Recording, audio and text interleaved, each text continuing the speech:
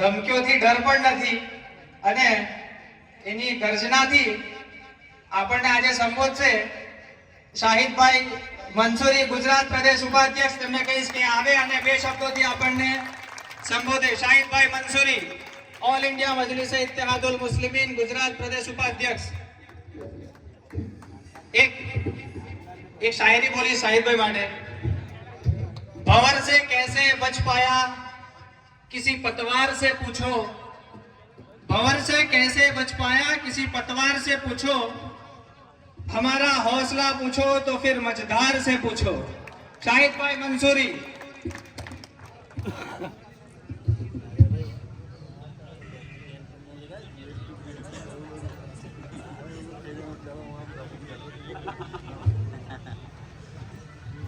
अस्सलाम वालेकुम रहमतुल्लाहि व बरकातुहू.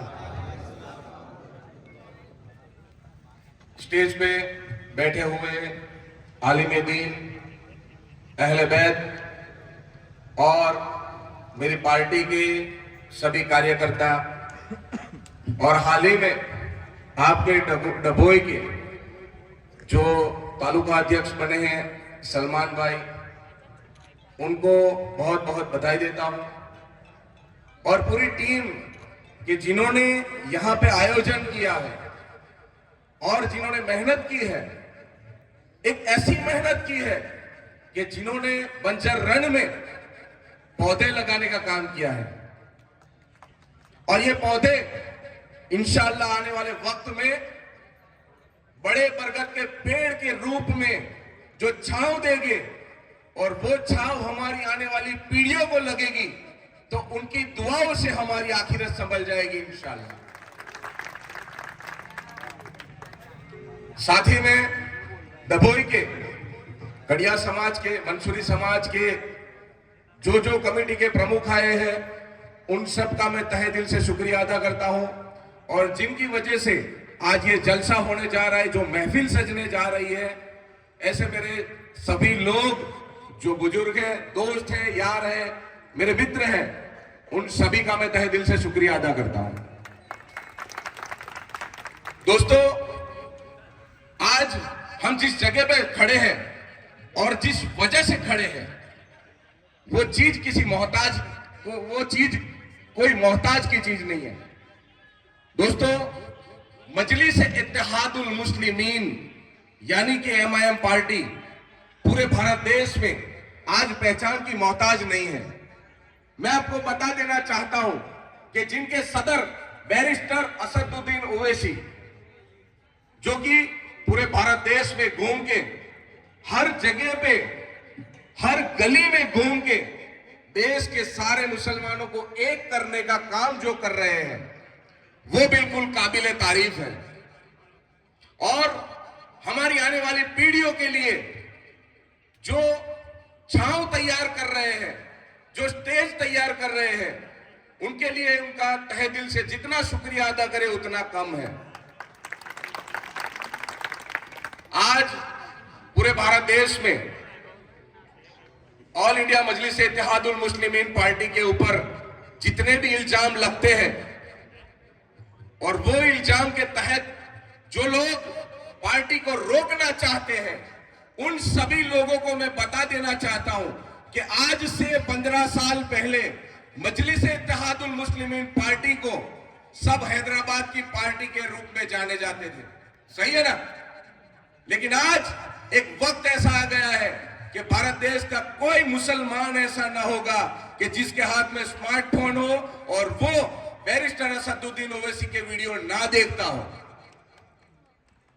आज कितने भी लोगों को हम देखते हैं कि जिनको हमने आगेवान बनाया है, अपना लीडर बनाया है, वो सारे लोग जो अपनी अपनी पार्टियों की जंजीरों की गुलामी में जकड़ गए हैं, वो लोग खाली अपने मुंह से बोल नहीं पाते, बाकी दिल तो उनका भी गवाही देता है कि अशहदु अल्ला इलाहा इल्लल्लाह मुहम्मदुर रसूलुल्लाह. जो पक्ष, जो पार्टी स्टेज के ऊपर से बोलने की ताकत रखती है, वो फक्त और फक्त भारत के अंदर ऑल इंडिया मजलिस इत्तेहादुल पार्टी है. इसके सिवा कोई पार्टी के अंदर इतना दम नहीं है जो स्टेज पे खड़ा होके कोई भी मुसलमान लीडर सलाम करने की भी ताकत रखता हो, सब पार्टियों ने उनको जकड़ के रखा है, हाथ में बेड़ियां लगा दी है, गुलामी की जंजीरें पहना दी है, और वो इसलिए पहना दी है ताकि सत्ता में बैठना है, कुर्सियों पे बैठना है। लेकिन एमआईएम पार्टी का कोई नेता ऐसा नहीं होगा जो गुलामी की जंजीरों में जकड़ा होगा, क्योंकि पार्टी लीडर बनाती है।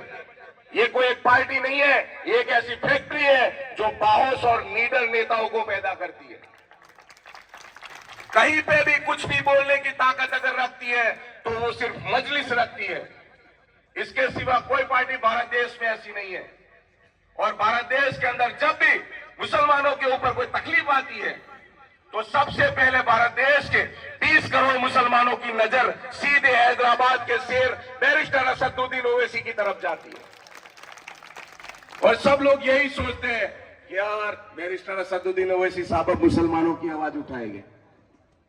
लेकिन मैं उन सारे कमजोर और नादान लोगों को बता देना चाहता हूं कि अगर ये 21वीं सदी का सबसे बड़ा शेर और सबसे बड़ा एजुकेटेड बैरिस्टर, जिसके सपोर्ट में आज भारत देश के मुसलमान नहीं आए, तो आने वाले वक्त में सबको पछताना पड़ेगा।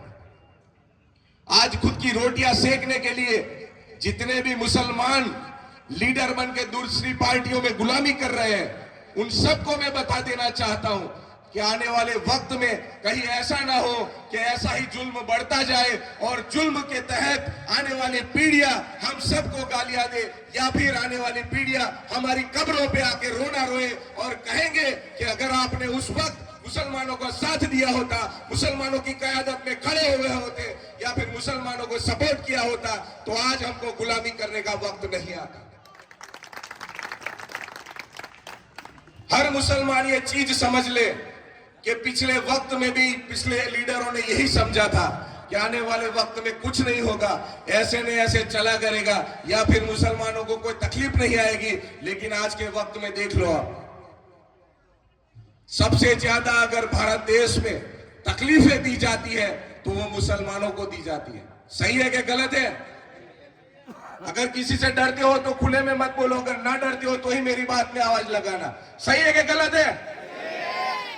आज मुसलमानों पे सबसे ज्यादा अत्याचार किया जा रहा है, लेकिन लोग क्या समझते हैं? लोग यही समझते हैं कि हमारा लीडर तो है, हमारा नेता हमने बनाया हुआ है, हमारा काउंसिल बनाया हुआ है। मैं डबई वालों से ये पूछना चाहता हूं कि अगर ऐसा एक काउंसिलर मेरे को बता दो जो सत्ता की आंख में आंख डाल के उसे सवाल पूछने की ताकत रखता हो, है कोई ऐसा आपकी नजर में?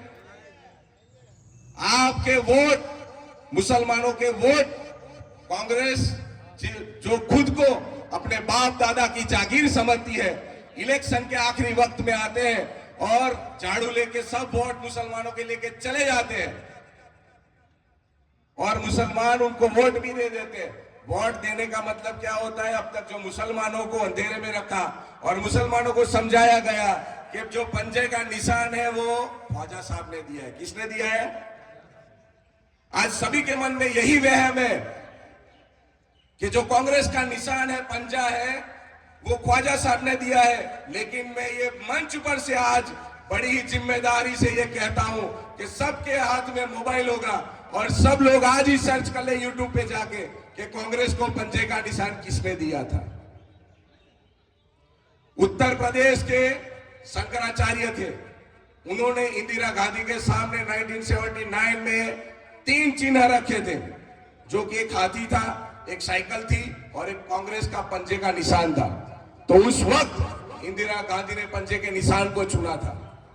मैं ये चीज आपको इसलिए बता रहा हूं कि आपको आज से 75 साल से जो गुलाम बनाया जा रहा है और जो ख्वाजा साहब के नाम पे उनके सदके की भीख लेकर आज जो हमारे ऊपर ही अत्याचार किया जा रहा है, तो उसके खिलाफ मेरे दोस्तों आवाज उठाने का वक्त आ गया है। जुल्म सहना ये आने वाली पीढ़ियों के ऊपर अत्याचार करने के बराबर है। अगर आज हम नहीं जागे तो आने वाली पीढ़ियां हमारी गूंगी पैदा होगी। हम ये समझते हैं कि आज भाजपा की सरकार बन गई है तो मुसलमानों पे अत्याचार हो रहा है, नहीं मेरे भाई, ऐसा नहीं है। मेरा मानना है ऐसा नहीं है।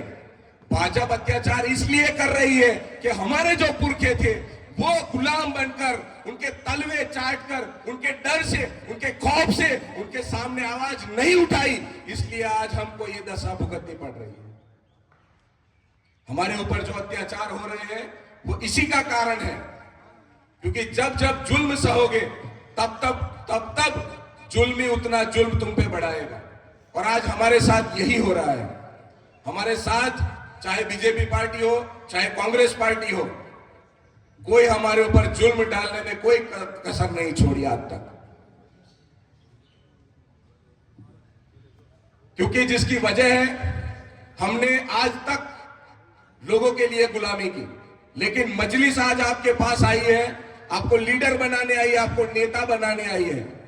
आज 75 साल से आप जो गुलाम बन के जी रहे थे, यानी कि कोई एक लीडर के साथ काम करके ऐसा सोचते थे कि ये मेरा गटर का काम करवा देगा, ये मेरा पानी का काम करवा देगा, ये मेरा लाइट का काम करवा देगा, ये मेरी जो तकलीफें हैं उसको, ये तकलीफों को दूर करेगा। लेकिन वो इंसान पता नहीं गरीबों की मदद करते करते कब अमीर हो गए, ये आपको भी पता नहीं। सही है कि गलत है? और एक रिवाज बन गया है कि जो काउंसिलर बनता है वही बना जा रहा है, लेकिन ऐसा नहीं है। जो पार्टियां जो नेताओं को पसंद करती थी उन्हीं को वो टिकट देती थी, लेकिन हम डभोई के अंदर ऑल इंडिया मजलिस इत्तेहादुल मुस्लिमीन पार्टी के नई बॉडी बना के सारी सीटों पे इलेक्शन लड़के इंशाल्लाह आने वाले वक्त में डभोई के अंदर पूरे काउंसिलर बिठाएंगे और खुद की कमेटी बनाएंगे। हमारा नेता कैसा हो? शाहिद भाई तुम आगे बढ़ो, तुम्हारे साथ है। ये वक्त है कयादत का, ये वक्त है लीडरशिप का, ये वक्त है आने वाली पीढ़ियों को न्याय देना। दोस्तों,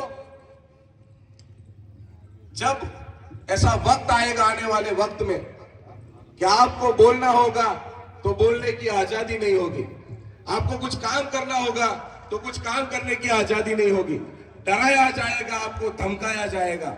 लेकिन मेरी एक बात को याद रखो कि जो भी आपको धमकाने आता है, जो भी आपको डराने आता है, वो सारे के सारे लोग कांच के मकान में रहते हैं। वो सब कांच के मकान में रहते हैं। देखने का नजरिया बदलो अपना। जो लोग आपको डराते हैं उनसे डरने की जरूरत नहीं है आज के बाद।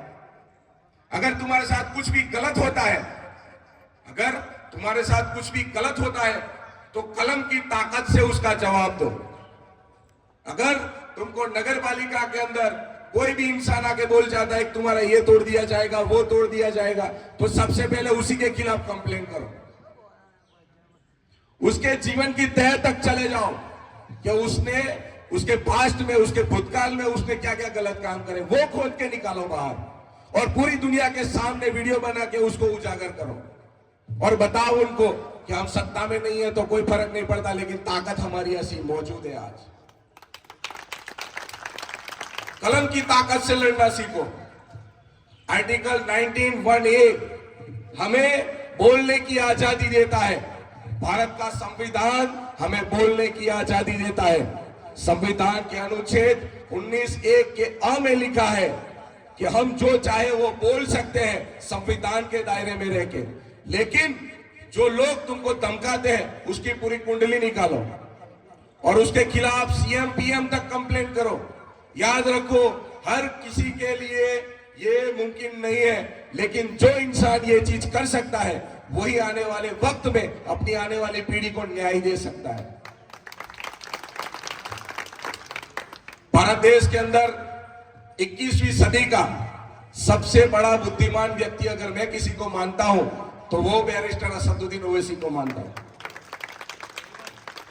क्योंकि लोग आज एमआईएम पार्टी को सांप्रदायिक पार्टी बोलते हैं, धार्मिक पार्टी बोलते हैं कि वो सिर्फ मुसलमानों की पार्टी है। ऐसा नहीं है मेरे भाई। हैदराबाद में आके आप जाके आप देखो कितने पार्षद, कितने काउंसिलर वहां पे हिंदू कास्ट के हैं और वो भी अंधेरे में असदुद्दीन ओवैसी साहब को वोट देते हैं कि आप जो बोलोगे हम आपके साथ हैं। अगर बात सांप्रदायिकता की होती तो इतने बड़े भारत देश के अंदर असदुद्दीन ओवैसी साहब की इतनी दिलों की चाहना नहीं होती। हम जो भी खड़े हैं, आज हम जो भी खड़े हैं उनके विचारों पे खड़े हैं, क्योंकि भारत देश में मुसलमानों के ऊपर जब भी कोई तकलीफ आती है, हिजाब का मुद्दा आता है, मॉब लिंचिंग का मुद्दा आता है, बुलडोजर का मुद्दा आता है, एनआरसी का मुद्दा आता है, सीएए का मुद्दा आता है, वक़्फ़ का मुद्दा आता है, तो सबसे पहले हर किसी मुसलमान की निगाह बैरिस्टर असदुद्दीन ओवैसी के ऊपर जाती है और सबसे पहले बोलने वाला बंदा भी वही होता है। अल्लाह ने उसे वो ताकत दी है, अल्लाह ने उसे वो नेमत दी है, अल्लाह ने उसे वो इज्जत दी है कि जो इज्जत भारत देश के हालिया प्रधानमंत्री को नहीं दी। सही है कि गलत है? मुसलमान आज डरा हुआ है, सहमा हुआ है। लोग ये कहते हैं, मैं नहीं कहता ये, मैं तो यही कहता हूं कि किसी से डरने की जरूरत नहीं है। आज हमको हमारे देश में किसी से डरने की जरूरत नहीं है। हम डरते हैं तो सिर्फ उस जात से, अल्लाह की जात के सिवा हम किसी से नहीं डरते। लेकिन आज जब अल्लाह कौन है, अल्लाह क्या है, अल्लाह हमारे लिए क्या करता है, ये सब सिखाने वाला हमारा नबी आप सल्लल्लाहु अलैहि वसल्लम के नाम के ऊपर जब उंगली उठती है तो सारे मुसलमान खामोश हो जाते हैं, सारे मुसलमान खामोश हो जाते हैं और डरते हैं कि प्रशासन हमको तकलीफ ला देगा। अरे मुसलमानों, जाग जाओ, अपने ईमान को ताजा करो। अगर तुम तुम्हारे नबी के नाम की गुस्ताखी करने वालों के खिलाफ बोल नहीं सकते तो वक्त ऐसा लाके खड़ा कर दो कि अगर तुम्हारे नबी के खिलाफ कोई एक आवाज भी उठाए तो उसको कानूनन तरीके से हम जवाब दे सके, ऐसे मजबूत हो जाओ। क्योंकि मैं नहीं मानता कि भारत देश का मुसलमान कमजोर है। कमजोर है? नहीं, कमजोर नहीं है। सिर्फ सही लाइन की जरूरत है, सही वक्त की जरूरत है, मैनेजमेंट की जरूरत है। हम ये सोचते हैं कि मुसलमान कमजोर हो गया है, मुसलमान लाचार है, मुसलमान गरीब है। भारत देश का अगर कोई जाति भारत देश में सबसे कम है और सबसे ज्यादा धनिक व पैसे वाली है तो वो मुस्लिम कौम है। सही है कि गलत है? हाँ, ये अलग बात है कि हमारे खर्चे अलग है, हमारे चर्चे अलग है। लेकिन आज हम देखते हैं कि एक साधारण सा मुसलमान केले के थैले लगाने वाला शाम को 1500 2000 रुपए कमा के घर ले जा रहा है। ले जा रहा है कि नहीं ले जा रहा? और वहीं पे आप देखो कि अगर बैंक का मैनेजर होगा उसका भी 60,000 70,000 रुपया पगार नहीं होगा। सही है कि गलत है? लेकिन हमको मैनेजमेंट की जरूरत है। हमारे अगर 100 मुसलमानों को बेगी करो, ये एक सच्चाई बता रहा हूं मैं, अगर 100 मुसलमानों को बेगी करो तो उसमें से 5% या 10% ऐसे हो गए जिनके घरों पे होम लोन चलती है, बाकी सबके पास खुद के मकान है कि नहीं है? और नहीं होगे तो किराए पे रहते होगे, लेकिन भारी भरकम होम लोन लेके दिखावा नहीं करते, क्योंकि मुसलमान ये मानता है कि जो दुनिया में हम आए हैं वो मेहमान बन के आए हैं, हमारा ठिकाना जन्नत है इंशाअल्लाह। और ये बोलने की आजादी, इस मंच से ये बोलने की आजादी हमें सिर्फ मजलिस ही दे सकती है, एमआईएम पार्टी ही दे सकती है। आप किसी भी कांग्रेस या बीजेपी वाले, आम आदमी पार्टी वाले, किसी भी कार्यकर्ता को जाके पूछ लेना कि भाई जब वक़्फ़ का मुद्दा था तो पार्टी की तरफ से कौन सी रैली निकली थी। उस वक्त मुस्लिम कौम को, मुस्लिम समाज को आगे बढ़ा कर दिया जाता है कि हाँ चलो हम आपके साथ हैं। कोई लीडर ने उसकी पार्टी की तरफ से रैली निकाली हो तो मेरे को बता दो कि जिसमें हमारे मुसलमान भाई, हिंदू भाई आके वक़्फ़ का विरोध किया हो। है कोई ऐसा आपकी नजर में? कोई नहीं है। लेकिन सबसे पहला सांसद के अंदर, सांसद भवन के अंदर सबसे पहली आवाज उठाने वाली जो आवाज थी वो बैरिस्टर असदुद्दीन ओवैसी की थी। दोस्तों जाग जाओ, अभी वक्त है। अभी से आप अपनी कौम के रहबर नहीं बने तो आपका रहबर हमेशा दूसरी कौम का ही होगा। मैं जिम्मेदारी के साथ कहता हूं कि गुजरात के अंदर 182 विधानसभा की सीटें हैं, जिसमें से 25 विधानसभा की सीटें ऐसी हैं जिसमें मुसलमानों के 60,000 से 1 लाख वोट है, और वो वोट मुसलमान वो 25 सीट जीत सके, आज भी वो परिस्थिति है। लेकिन कांग्रेस पार्टी हमेशा हमारे साथ क्या करती है, धोखा करती है। वो हमको 4-5 सीट देके, यानी कि गुजराती में बोले तो बोटी नाखी नाखो बकरो ले ले से 5 सीट देके 182 सीटों पे मुसलमानों के वोट लेती है।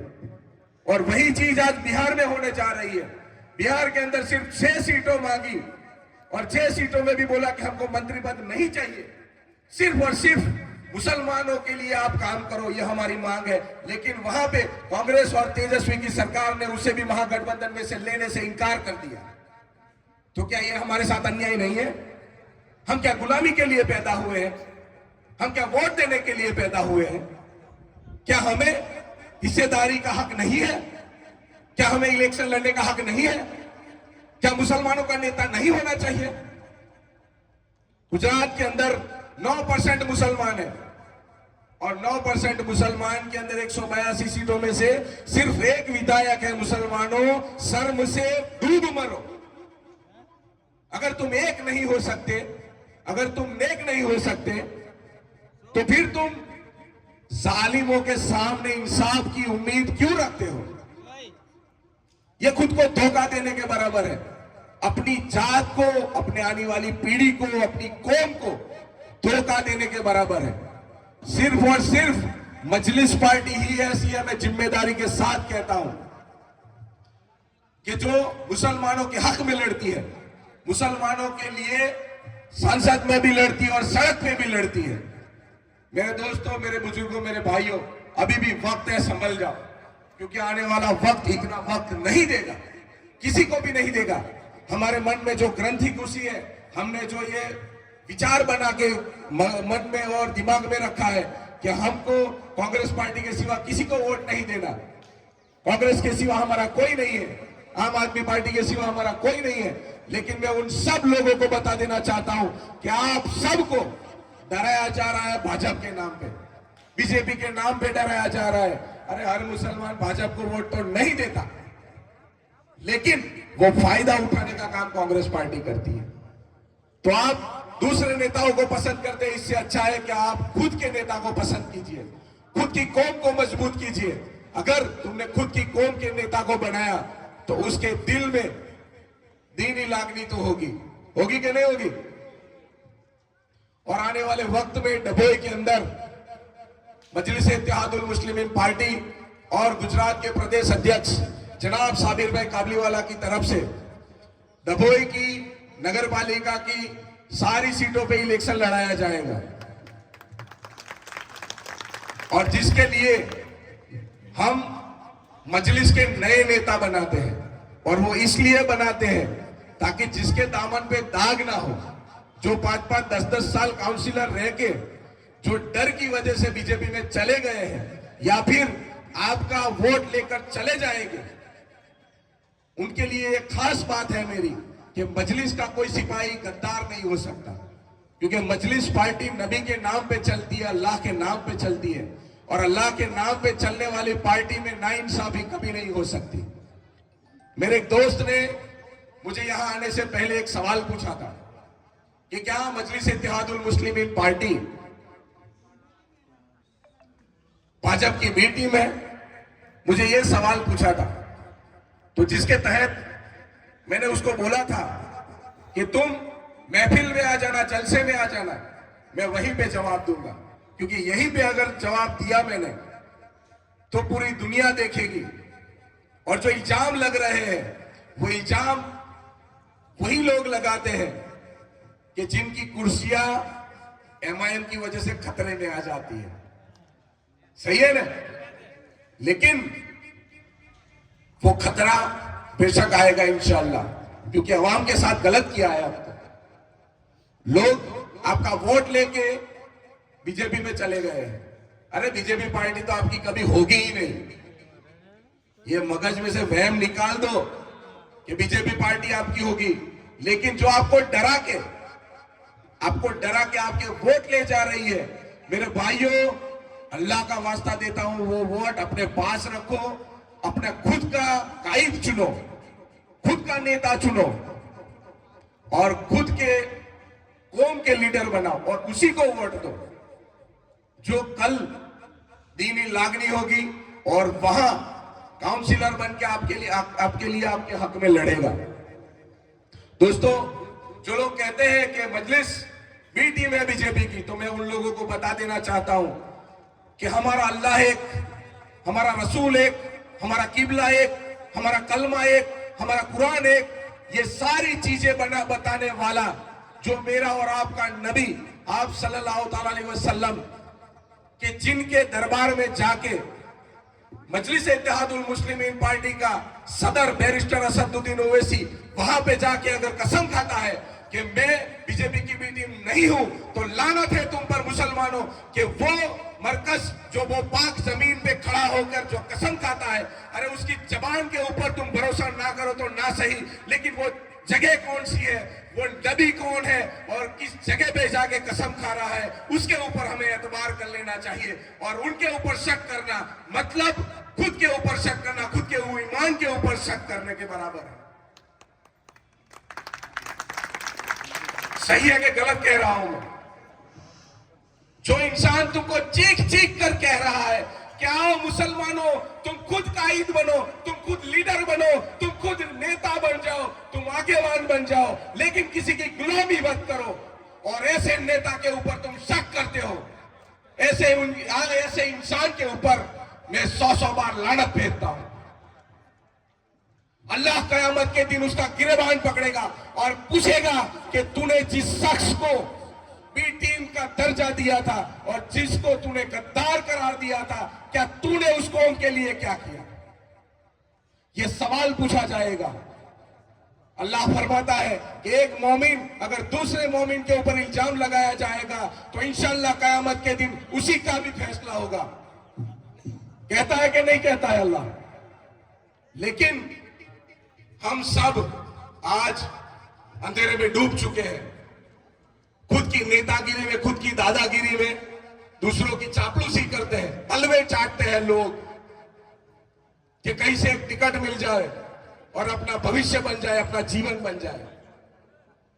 लेकिन मैं ऐसे लोगों को कहना चाहता हूं, क्या आप लोग कब तक अपनी आने वाली पीढ़ियों के ऊपर जुल्म ढाएंगे? ऐसे ही अपने आने वाली पीढ़ियों के ऊपर किस तरह अत्याचार कर रहे हो आप लोग? होश में आ जाओ मुसलमानों।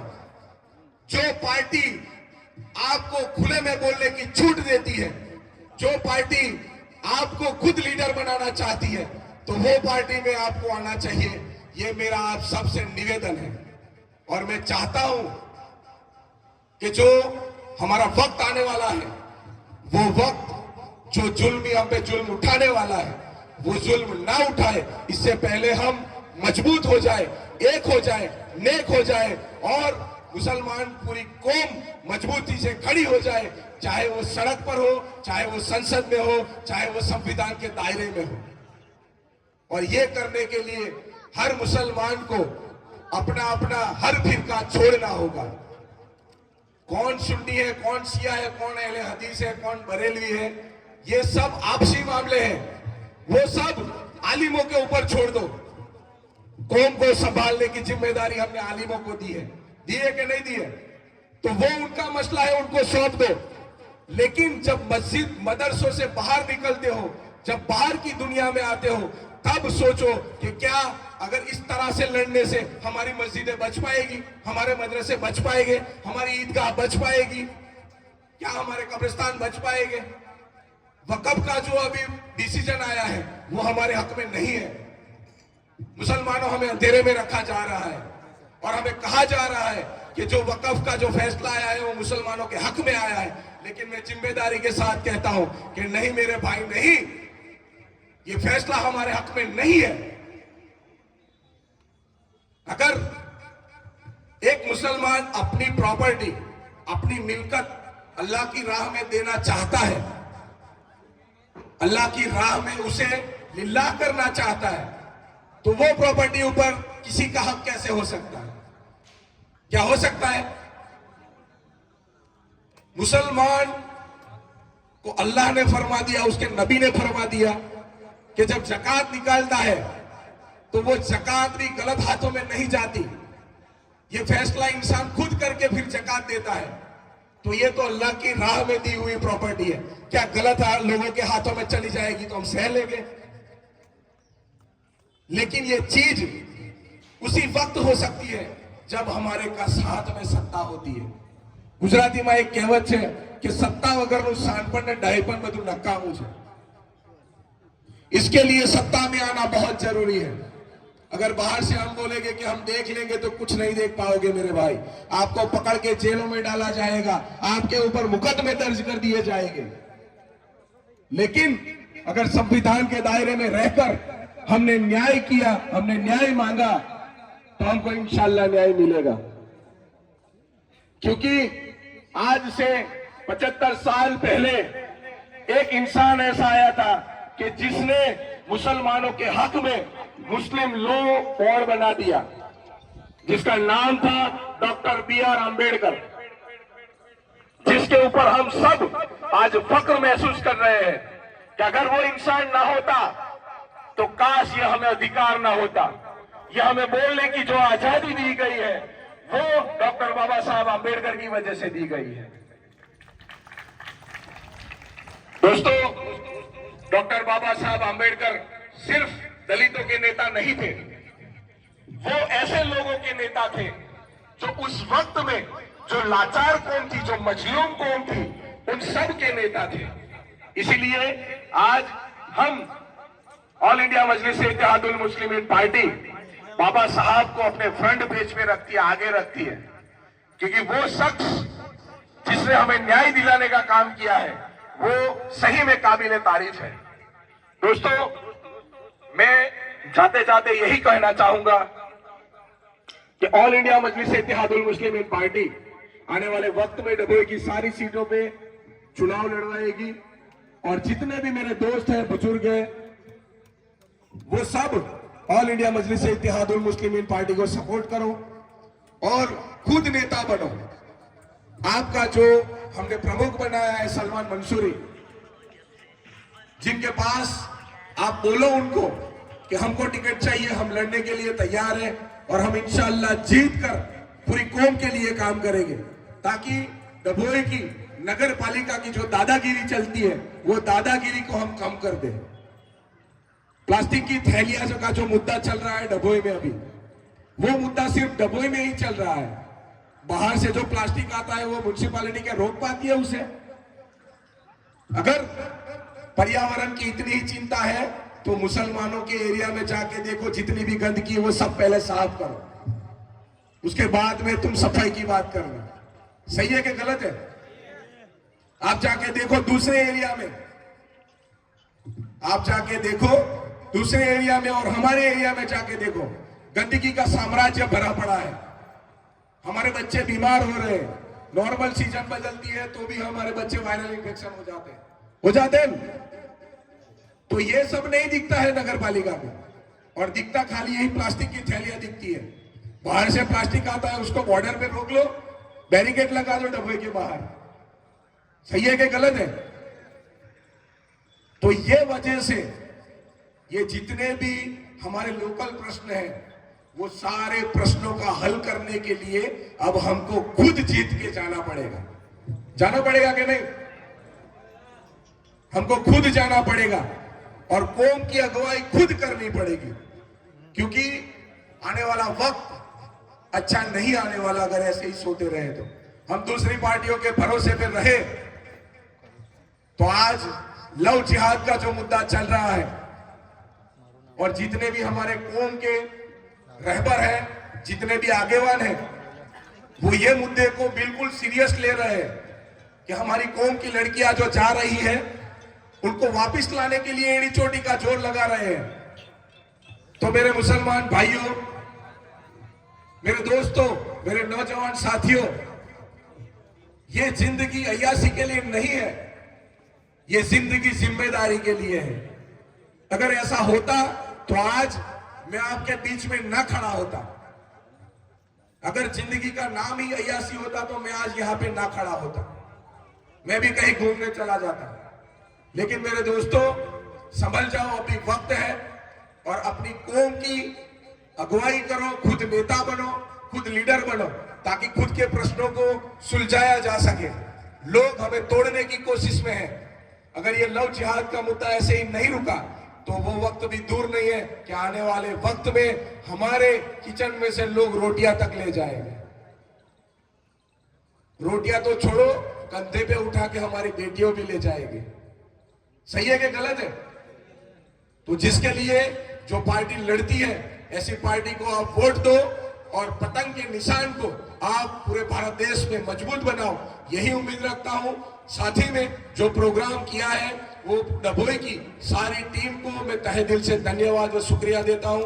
और हमारे जो नए प्रमुख बने हैं आज, वो नए प्रमुख को मैं आने वाला वक्त उनका बहुत ही अच्छा जावे ऐसे अभिनंदन देता हूं। और आप सब भी बड़ी तादाद में आए, जो मुझे सुना, इतना प्यार दिया, वो सब लोगों को, मेरे दोस्तों को, भाइयों को तहे दिल से शुक्रिया अदा करता हूं। अस्सलाम वालेकुम। फिर मिलते हैं।